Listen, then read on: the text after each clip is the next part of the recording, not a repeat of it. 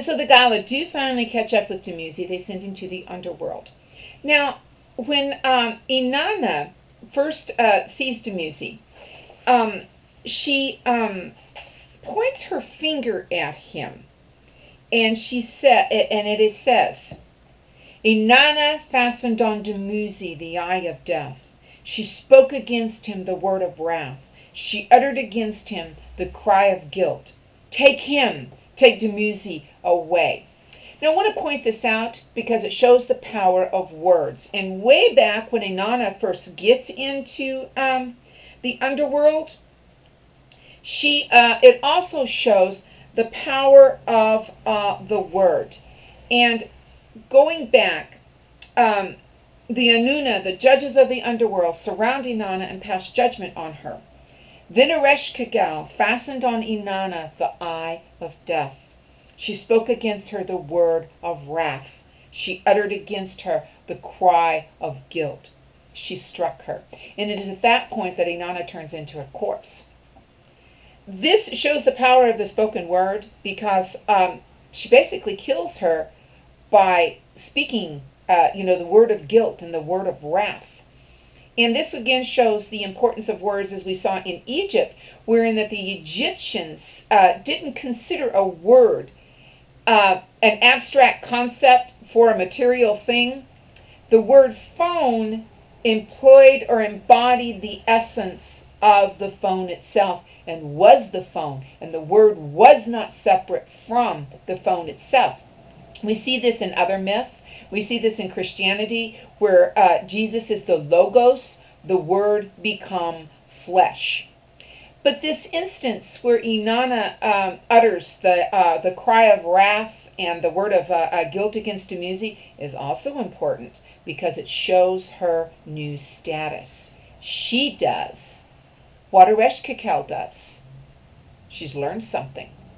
So at any rate, I've said that one too many times. I understand that. I'll try not to say it again at any rate. Dumuzi is sent into the underworld. And it would seem that would be the end of the story. But it isn't. Because Geshtinana, who is Dumuzi's sister and loves him very, very much, mourns him and is very sad that her brother is consigned to Kir, which is not a pleasant place. She's very upset and she's very sad about that. And she goes to Innanna and she says, I'll take his place. And by this time, Innanna is regretting her rash action a little bit because she's chosen Dumuzi out of all mortals and out of all of the other gods because he pleases her so much. And that includes being sexually pleased because there's a lot of Sumerian poems written about Innanna and Dumuzi, which are just a little bit risque. But she misses him. And so she tells Geshtinana, we'll have a deal, we'll make out a deal. And the deal is, of course, that they alternate 6 months of the year in Kir, or the underworld. Geshtinana will stay 6 months, Dumuzi will stay 6 months. Now, these 6 months periods align with the growing periods in Sumeria. And of course, Sumeria doesn't have the cycle of the seasons as we have here in Missouri. They more or less correspond with the growing of the wheat for beer, or hops and wheat for beer, and wine grapes for wine. The important thing is here, though, or one of the important things, Innanna chooses Dumuzi. Dumuzi has no choice. But Geshtinana is the first willing propitiatory sacrifice. Dumuzi is propitiatory in that he takes the place of Innanna, but he certainly isn't willing. Geshtinana is.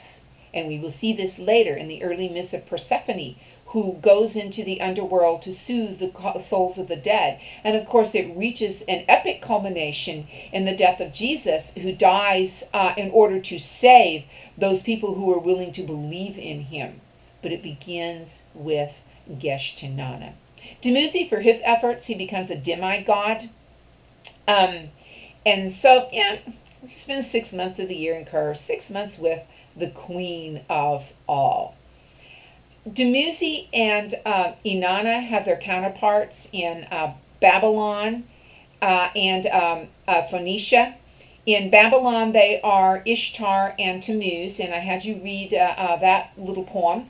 And in Phoenicia, they are Astarte, whom the Jews absolutely despised, and Tammuz. The story changes because in those stories, Ishtar and Astarte go into the underworld. Dumuzi's already dead, and from what I have read, it's usually accepted that he's killed by a bull, gored by a bull. We see that in other dying and resurrected deities, and they go in search of him. So this myth also has the aspects with shares aspects with Isis and Demeter in the fact that they are going to search for a loved one. I hope you enjoy Innanna. I enjoy her, and of course I know that we don't all share the same taste, but her story is sets some archetypal images, changes some others, modifies some, and it is one that obviously we're still reading today.